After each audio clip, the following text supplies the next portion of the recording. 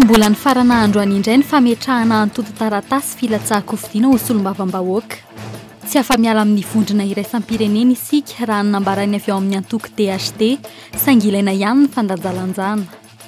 Na sarona rongony milanja 490 kilao indray ny polisy-pirenena teny an-tanimena kely Anosy Sato.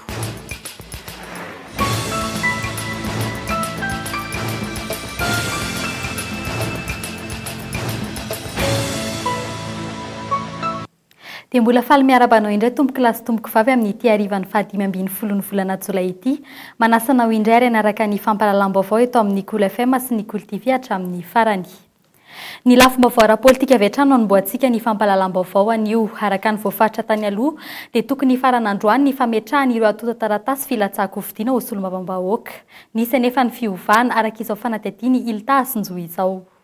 Vahoaka no mbola tsy nanao izany dia teo ihany koa ireo izay nanatanteraka izany tao anatin'ny fotoana izay efa voafaritra. Ho an'ireo voalohany dia ny toetra raha misy ankehitriny mihitsy no mahatonga azy ireo matoky fa tsy maintsy mbola hisy ny fiemorana amin'ny fanatanterahana izay fifidianana izay ka ampiemitra ny fanaterana ny atota taratasy ka izay no mahatonga azy ireo tsy maika tamin'izany. Teo kosa nefa ireo izay manantena ny isian'ny fifidianana amin'ity taona ity.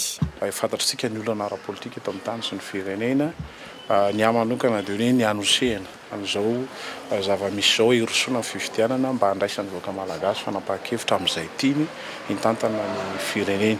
Noho izany zany dia mbola manana fotoana tsara tsika fa tsika miroso amin'ny fifidianana araka ny lalàna izay efa nifanekena aloha. Fantatritsika ny olana amin'ny fifidianana filohan'ny repoblika azo atao tsara ny manambatra izany amin'ny premier tour sy ny solombavam-bahoaka amin'ny 25 septembre raha toa ka ekeny rehetra izany zavatra mbola azo eritreretina zany ary azo tanterahana fa miainga amin'dinika ara-politika fantatritsika sy ny fanapahan-kevitra ara-politika rahany rehetra. Etsakilan'izany anefa dia manamafy androany ny teo anivon'ny senita fa mbola hiemitra indray io feim-potoana ho an'ny kandida ho solombavam-bahoaka io satria mbola hiova raha teo ny datim-pifidianana.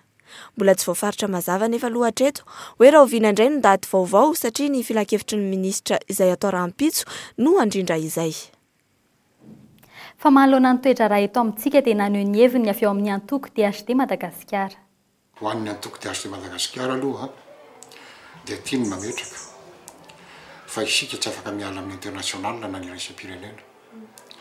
Sangy izany iraisam-pirenena izany dia tokony ho mailo isika fa tokony toeritsika izany raha manana endrika ny écologisme indray na manana endrika ny néolibéral na ultralibéraliste. Mikasika ny hoe misy fanasaziana na fametrahana daty vaovao indray hitondrana raha manontolo eto amintsika eto ny antoko DHT Madagasikara dia mametraka fa diso zany laza olana zany amin'ny maso tsy miangatra. Ny tena fandehany dia ny hoe hatraiza isika no manana fahefana afaka mitondra raha-pirenena misy eto amintsika ary hatraiza isika tsy maintsy miaraka amin'ny iraisam-pirenena ao anatina firalahila marina. Izao fifehemorana na fisehoan-javatra amin'ny tarika famiorana sy namana izao dia antony maro ny sehony ao anatin'ny mahatonga an'io zavatra io. Antony hoe hiendrika fitantanam-panjakana na ny fifehezana fanaovana ny raha-panjakana eto amintsika mihitsy ny tsy voarindra ary tsy manana foto-kevitra anatipaika. Antony hoe misy olona tsy ao anatin'ny fanjakana ka mieritreritra tahaka fahefana sy namany eto amintsika eto dia manao ny fomba rehetra manontolo mitovy amin'ny ataony retsy hafa retsy ihany koa fa saingy izao tsy ao anatin'ny fanjakana fotsiny izy dia manao bodongerona na manao fomba rehetra hitondrana ny raharaha. Ary eo koa ny international izay mitady ny fomba rehetra azo ny fehany izao tontolo izay aloha dia milaza ary efa nambaranay heritaona mialohany izao fa raha ny fisehoan-javatra misy eto amin'ny firenena dia tsisy fifidianana zany eto. Ny antoko DHT moa izay resy lahatra fa tsy laharam-pahamehana ho an'ny vahoaka intsony ankehitriny ny fandehanana mifidy na dia eo aza ny tokony hanaovana izany fifidianana izany faran'izay aingana entina manana ny krizy. Lafim-baovao hafa kosa indray rongony 490 kilao no trantehaky ny polisy-pirenena teny an-tanimena kely Anosy Sato nialy ny 12 Jolay ifony 13 Jolay lasa teo fanatetiana teo amin'ny sary ny polisy-pirenena. Vaovao avy amin'ny olona tsara sitrapo no nandrenesan'ny polisy misahana ny ady amin'ny zava-mahadomelina ny fisian'ny camion iray nampidina entana nampiahiahy teny amin'ny faritra an-tanimena kely Anosy Sato iny nialy ny zoma fo asabotsy lasa teo. Rehefa nanao fisafona teny an-toerana ny polisy avao amin'ny stup dia nahita tokoa ny gony marobe teo amin'ilay toerana nambaran'ny mpanome vaovao. Afaka adiny 3 tao aorianan'izay nefa vao nisy fiara sprinter tonga teo amin'ilay toerana ary olona 3 lany no tao anatin'ilay fiara ary napiditra ireo gony tao anatin'izany. Ny tsara marina aloha dia ny hoe na ny fivarotana rongony na ny fifoana rongony dia samy voararan'ny lalàna. Ary ny polisy mpitandro ny filaminana amin'ny ankapobeny dia manao ny asany ohatra hoe ny fahatongavan'ireny rongony ireny avy any amin'ny faritra dia efa misy fisavana eny an-dalana. Misy ny mpamongady an'ireny dia misy ndraiky io ny mpanjara mivarotra azy amin'ny foka. Dia ny fomba hatratrarana ny mpifoka rongony sy mivarotra rongony, eo ny fisafoana ataon'ny polisy manerana ny tanàna, fa io ny rehetra dia manana didy miady amin'io daholo. Nandritra ny fanadihadiana nataon'ny polisy dia fantatra fa saika aterina ny tosy reto rongony reto ary avy any Toliara no fiaviany. Efa nandalo ny fampanoavana androany moa ity raharaha ity ary efa eny am-ponjavonjomaika izy 3 lahy. Eo amin'ny lafin'ny fampianarana kosa indray tanterahana rapitso ny fanadinana CEPE sy ny fidirana 6e amin'ity taom-pianarana 2024 2024 ity. Misy 3:37 ny mpiadina izay hiatrika izay fanadinam-panjakana voalohany izay. 7 amin'ny 20 taona moa ny salataonan'izy ireo efa nitsidika ireo foibe mpanadinana ny tompon'andraikitra avy eo amin'ny Cisco ary efa milamina ny fanomanana rehetra hiatrehana ny fanadinana rahampitso. Ny andindiny no entiny narindra randrianomanana. Manoloana fiatrehana fanadina CPE rampitso dia manoro hevitra ny mpiadina no namafisy ny tompon'andraikitra raha efa vonona avokoa ny eo amin'ny fanomanana amin'ny ankapobeny. Ny tontolo androny anio dia niroso tamin'ny fandaminana ny efitrano tanterahan'ny foibe mpanadinana. Ny fandaminana ny efitrano moa izany hiatrehan'ny mpiadina dia anjaran'ny foibe mpanadinana no mandamina an'izany ary efa vita avokoa izany araka ny vaovao izay efa renay izany. Dia eo koa izany ny fiomanan'ireo foibe mpanadinana reny andaminana ny asa rehetra amin'izany andraisana ny mpiadina rehetra izany. Ny Antananarivo renivohitra moa ny andraikitra ny fanotanan'ny fiantsonan'ny mpiadina izay efa voatsinjara amin'ireny foibe mpanadinana tsirairay. Miisa 2,304 moa ireo mpiadina ho an'Antananarivo renivohitra raha toa ka 730 ny foibe mpanadinana ndray ireo mpiadina. Miisa 50 ireo foibe mpitsarana raha hiatrika amin'ny fandikana ny naoty ny tompon'andraikitra sy ny valim-panadinana. Nanafatrafatratra ireo mpianatra moa ireo tompon'andraikitra mba ho tony ary hitondra ny taratasy fiantsona ny karatra mampianatra sy ireo fitaovana fanoratana. Eo amin'ny fampianarana mba rahatonga ambony kosa indray anisan'ireo mpianatra ho mpitsabo nandranto fianarana teny anivon'ny Universitén'ny Ankatso ifinaritra raha arseheno. Maharitra 7 taona moa ny fianarana ka anisan'ny lalam-piofanana sarotra indrindra ny fianarana ho mpitsabo mitondra ny mahakasika izay narindra randrianomanana. Ny lesona sy ny fampianana izay fahalalana notovozina no sarotra ho andra arseheny finaritra izay mpianatra ho mpitsabo eny anivony anjery manontolo. 7 taona ny faharitan'ny fianarana amin'ny lalam-piofanana fitsaboana, efa mandingana 7 taona ny finaritra ary nanomboka tamin'ny taona faharoa no niatrika ny fiofanana rarakasa eny anivon'ireny hopitaly lehibe eto andrenivohitra. Maro amin'ireo mpianatra no mialan-daharana amin'ity lalam-piofanana fitsaboana ity, mahafantatra izany ny finaritra ary miezaka hatrany hamita ny fianarana.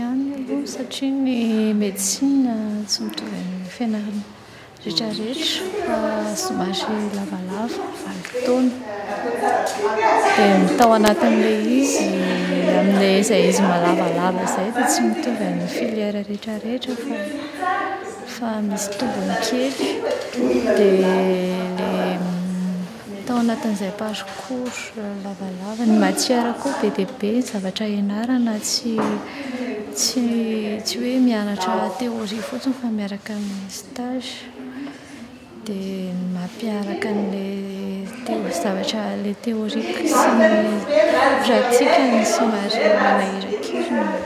Mbola tsy manana fikasana hiditra amin'ny fandalinana manokana ifinaritra fa hanohy ny fianarana hatrany aloha no tanjony. Fa iverina amin'ny fanomanana ny fanadinana CEPE indray isika samy manana ny fomba fanomanana ny zanany. Ireo ray aman-dreny izay mananjanaka hiatrika ny fanadinana CEPE rahampitso ho an'ireny tsiry dia manome fotoana ho an'ny zanany anarana tsara mba hiatrehana ny fanadinana ary manomana azy mialoha ho an'ny rahampitso no nataony. Fanadihadiana narindra randrianomanana. Mianatra adindray isan'andro tsy raha anisan'ireo mpiadina eto Antananarivo renivohitra. Ny taranja izay manafiny mpiadina dia nilaza olana ka tafiditra amin'izany itsiry raha voafehy ihany amin'ny ankapobeny ireo taranja hafa. Anisan'ireo mpianatra mahay ity mpiadina iray ity raha anisan'ireo tafiditra amin'ny folo voalohany matetika. Le problème ny géographie sy ny SVT zay efa hitsy. Dia manahoana ny tokonaina? Tokonaina tsy maintsy Ho an'ireny tsiry indray dia ny fanohanana azy ny zava-dehibe ka manome fotoana azy hianatra tsara ny tanjona. Tana tsy kotapaisina tsy ihany. Iny mba nanokana kely azy zany mba hoe sakafo anazy. Amin'ilay bulletin dia tsy nikotaba taminazy tro izay fa manomana dia milo daholo zany mba tsy kopahana alohany andehanana sao dia misy adinina ohatr'izany. Efa nijery salina? Efa nijery salina izy. Ampitony mpiadina matetika no ataony ray aman-dreny sy ny tompona ndraiky satria fanadina-panjakana voalohany atrehan'ireo mpiadina ny CPE. Ireo vaovao ara-kolontsaina kosa indray no anoizantsika ny fampahalalam-baovao. Mankalaza ny 10 taona niangaliany Hosodoko, Irasafiary Sont nary Arthur. Fanamarian'izany dia ny amin'ny fikambanan'ny Italiana monina eto Madagasikara no haranty ireo sanganasany teny an-toeran'ny Fabrista Tatsiresy. Efatry ny ely Irasafiary Sont nary Arthur no nakafy ny fanaovana sary.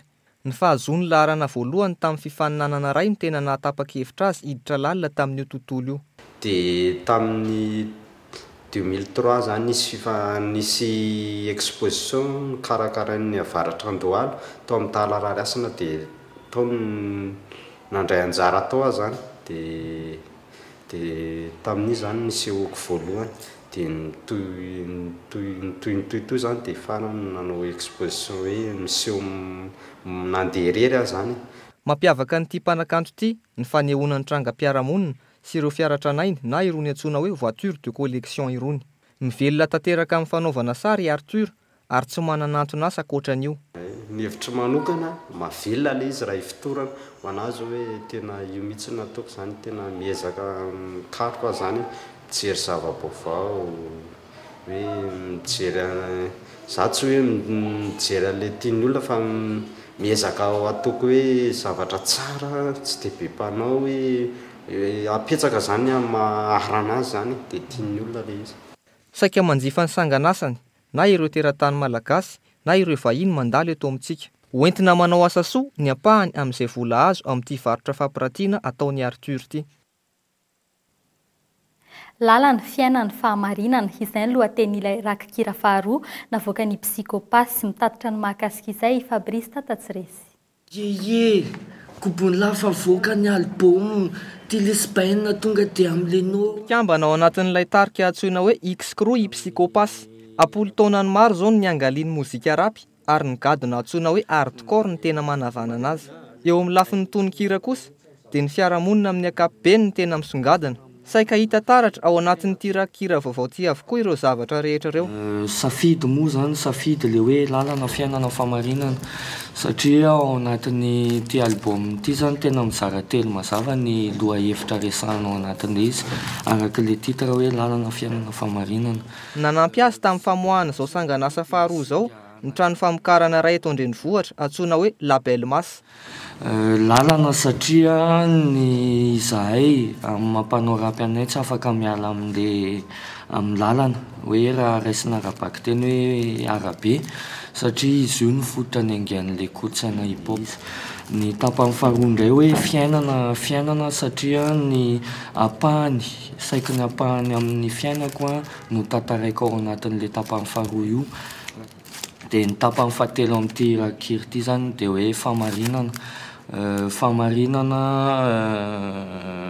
samy manana marina aminy fa nandraisako azy tamin'ity album ity hoe fomba fijery mahitsy. Antenainy psikopasy fa ho tonga tsy ho ela eny mpakafy ity vokatra vaovao ity. Hivadika amin'ireo vaovao ara-panatanjahantena kosa indray ny jiu-jitsu dia anisan'ny fanatanjahantena tena maherisetra nefa misy ny lesona azo raisina rehefa mampiatra azy. Roa taona izay Yosha no niditra teo amin'izay sehatra izay ka manohana azy tanteraka ny iray aman-dreny ny fanatediana avy hatrany. Ny fatokisana tanteraka ny mpanazatra ny mahatonga andreny Osiana piditra ny zanany amin'ny fanatanjahantena Jiu-Jitsu. Fanatanjahantena mahery setra ity saingy ny fiarovatena tsy misy fitaovam-piadiana no anisan'ny tombony lehibe. Maro ny teknika fiarovatena azo amin'ny fampiarana Jiu-Jitsu, anisan'ireo ankizy nahazo tombony amin'izany Osia. Mahafinaritra anazy izy satria mampianatra anahy dia ilaiko andavanandro le izy mba iarovako ny tenako. Mampasalama sady mampahay le izy dia izay ny tiavako an'le izy dia manontany le misy tselokely. Fitazanany ankizy ara-tsaina sy ara-batana ny tanjona ho andreny Osia manokana. Ny sy ny fandanjana eo amin'ny fiainana no tena ilaina ka antony mahatonga azy napiditra ny zanany eo amin'ny kluba JJPSK. Anisan'izany hoe satria man tsy aro vita ny ray aman-dreny daholo ny resaka hoe fitaizana fa misy koa le hoe ny manodidina ny sehatra hafa koa zany manampy ny ray aman-dreny amin'ny fitaizana ny ankizy dia ohatra ny hoe mivelatra izy ara-tsaina, mivelatra ara-batana ary mety koa mety eo amin'ny fiainana misy koa hoe misy setrasetra amin'ny fiainana mba afaka miaro tena koa izy. Izay zany mba tena anisany mba hoe endrasako avy amin'ity club ity. Misy fampianarana miaraka amin'ny ray no ho an'ny Osia izay manampy azy mbola vonona nohy hatrany Osia ho amin'ny taona ho avy. Mbola eo amin'ny lafiny fanatanjahantena ihany, fantatra fa mijanona ao anatin'ny vondrona ihany ny 15 makido Madagasikara eo amin'ny taranja baolina lavalava. Andray anjara amin'ny fantsanana amin'ny fiadiana ny amboareran-tany amin'ny taona ho avy izy ireo arak'izany. Fanatediny namana Martson.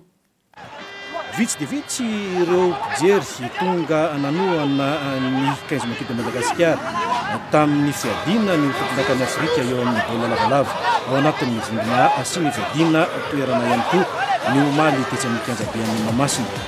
Mahazo mandao zay mandao fa ny vady aman-janakay tsy nandao anay izay ngamba aloha zava-nisy mbola izy daholo eo ambony reo. Manao ahoana kosa ny hevitry ireo mpilalao? Le androany zay zany efa ny andrana teo tsy maintsy ataonay dia andesena otrande satria zay komenatsy amin'ilay vahoaka zany surtout ho an'ilay mpilalao zany tsy maintsy tazoninay ilay bibia zany mba tanjonay amin'ny efa defa lesika teo aloha zany teo zany tsika tokony tamin'ny début final teo tokony mbolanao final fa tsy eto amintsika le Coupe d'Afrique ty dia niezaka mafy aloha zany mbo hoe moatsika mba fahatelo izay mahatonga an'ilay joueur mbola ezaka kely tamty monina ka ary ezaka kokoa zany koatsan'ilay teo zany hoe mbola mafimafy kely ny fanomanana. Izay mihitsy zany amin'ny herintaona zany mafimafy kokoa noho ireny satria hiatrika Coupe du Monde. Raha tafavoaka eo zany tsika dia mba misy gasy makany amin'ny Coupe du Monde dia tsy maintsy hiezaka. Raha mbola voatanao anatin'ny équipe-pirenena zany dia tsy maintsy hiezaka mitana forme satria ady lehibe no atsihana amin'ny herintaona fa tsy ady moramora.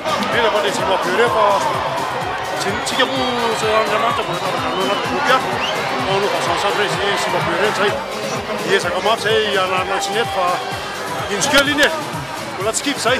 Mazava ny ady teto fa dia tavajanona ao anatin'ity vondrona ity ihany ny 15 makido Madagasikara ary afaka andray anjara ihany koa eo amin'ny fiadiana ny amboara eran-tany eo amin'ny tontolon'ny baolina lavalava izay.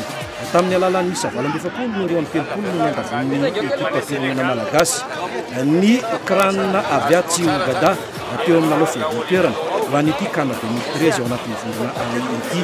Ny Kenya izay nanala ny sato-boninahitry Zimbabwe tamin'ny alalan'ny 720 no 17 teo amin'ny lalao famaranana izay ary izy ireo kosa no voaositra ho tompon'akany Afrika tamin'ity taona ity. Tsara mampifantatra fa voaositra ho mpilalao miendrika tamin'izay fananana izay rakoto ary manana rijaidimo izay larana fatelo ambin'ny folo ao amin'ny 15 makido Madagasikara. Amarana ny fampalalam-baovao ny hetsika iray andro azona ondry no nokarakarain'ny malagasy miara-miainga tao amin'ny boribory-tany fahaenina ny farany herinandro lasa teo. Fanatediny namana Martson ihany. Mivelatra amin'ny fampandrosoana ny tanora ny amin'ny faritra Ambomanarininy amin'izao fotoana izao. Ny alana indrindra amin'ny resaka fidonana donam-poana sy ny fidorohana zava-mahadomelona ihany koa ny tanjon'ny mpikarakara amin'ny baolina boribory lalovin'olona fito eny ambony kianja ka natonga azy ireo iantso ireo fokotany marobe manodidina iny faritra Ambomanarina iny. Kianja Tidina moa zany tena rahan'ny olona an'ity dia fampiraisana sy fampionana ny kleba rehetra eto amin'ny faritra Ambomanarina. Ny ekipa andray anjara eto zao a eo amin'ny ekipa eo amin'ny empolo betsaka ny ezaka izay ho karakaraina manodidina ity resaka momba ny foty asisy ity izay atao eny amin'ny faritra Ambohimanarina iny. Tanjo anay zany zao a dia ny mba ahafahan'le tanora rehetrarehetra zany mampiseho ny traikefany satria misy koa zany aloha amin'ny ivelan'ny faritra Ambohimanarina ihany koa mandray anjara eto. Ny tena marina aloha eto amin'ny faritra Ambohimanarina ihany zany ny tena nieritreretinay fa raha misy moa tonga ny avy ivelany raisinay an-tanandroa izy. Fanomezatoky ireo tanora amin'ny idiran'izy ireo any anatin'ny sehatry ny matianina sy ny club anisan'ny matanjaka eto an-drenivohitra ihany koa no tanjona ary isy ihany koa ireo fampiofanana amin'ny fivoahan'izy ireo any ivelany raha toa ka ilaina izany. Ity fifananana ity moa dia natsoina hoe foot assise open izay indray andro dia azahoana ondry. Teo amin'ny katokony famaranana raha ny ekipa nanosy vavaka ny voako mpandresy tamin'ny isa rainy ohatra raha ny fandona tamin'ny ekipan'ny Ambomiadana. Tanjombe dia niondrika teo amin'ny ekipan'ny Andraro tamin'ny isa rainy telo. Teo amin'izay lalao famaranana izay ara dia nandresy mazava tamin'ny isa tokana ny ekipa nanosy vavaka izay nifanandrana tamin'ny ekipan'ny Fokotanina Andraro. Ary dia izy ireto ihany koa no nibata ny ondry mifa. Ny faharoa kosa dia notolorana kopy sy medaly. Dia iny ihany koa no entina mamarana iny fampahalalam-baovao iny isaoranao naraka izany hatramin'ny farany. Isaorana ihany koa ny tana-bote 67 hectares atsimo sy ny quad 9 Ampefilo mirary fahombiazana feno an'ireo ankizy analan'ny CEP raha ampitso. Mamy fotoananao kosa ny sampana fampahalalam-baovao raha ampitso tahaka izao veloma tompoko.